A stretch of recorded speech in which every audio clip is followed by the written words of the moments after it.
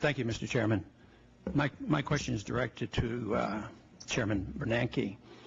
You know, for many years, the Austrian free market economists had predicted all these problems would come, and they were certainly correct in everything that they said. Of course, they're not very satisfied, including myself, with the so-called solutions, because it looks like we're spending a lot of energy and a lot of money trying to patch a system together that is unworkable.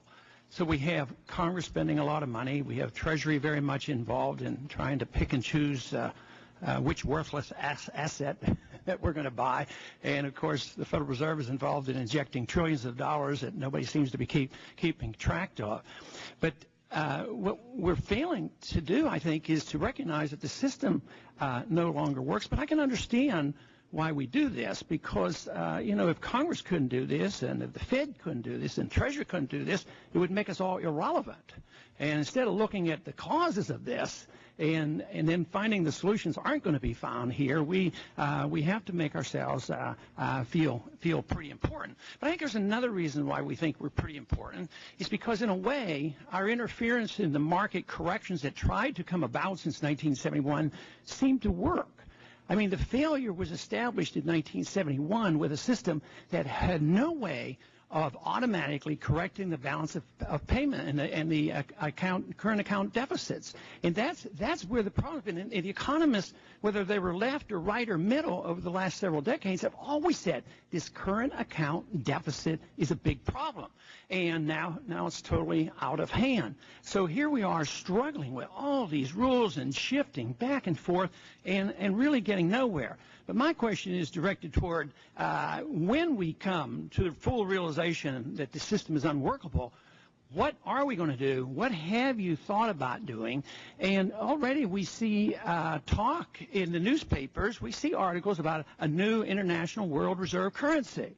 And to me, that's pretty important, because the fiat dollar reserve system is not going to work anymore. And that's the information that we have to accept and decide what we're going to do in the future.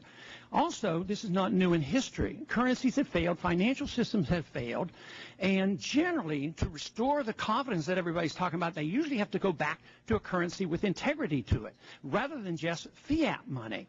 And, you know, the stage is there. It's not impossible. Already, the central banks of the world still own 15% of all the gold that was ever mined in all of history. So they hold on to this gold for some reason, and therefore, something has to give, or are we going to keep trying to waste more money and time patching this system together? Just last week, there was a report that Iran purchased $75 billion worth of gold, took their reserves out of Europe, bought gold and put it in Asia. So is that a sign of the times, and is that moving on? Now, my question is, in your meetings, and you had a meeting just recently with other central bankers, does this thought come up about a new international world reserve currency? And if so, does the subject of gold ever come up? How do you restore the confidence? Have you recently had conversation with any central banker?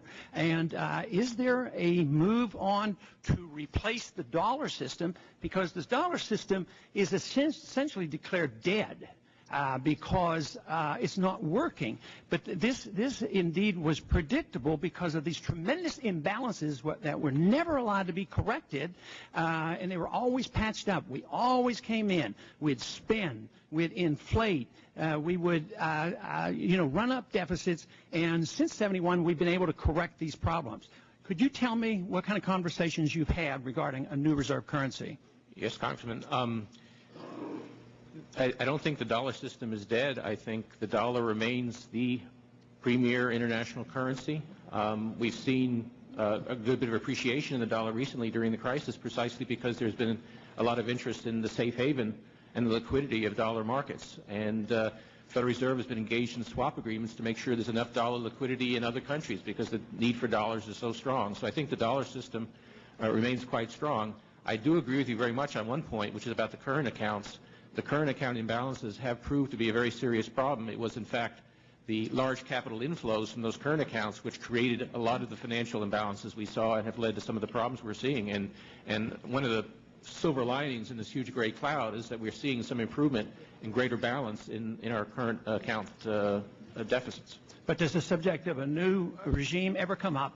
No, it doesn't. And does the subject of gold ever come up in any of your conversations? Only in terms of the sales that the central banks are planning. The gentleman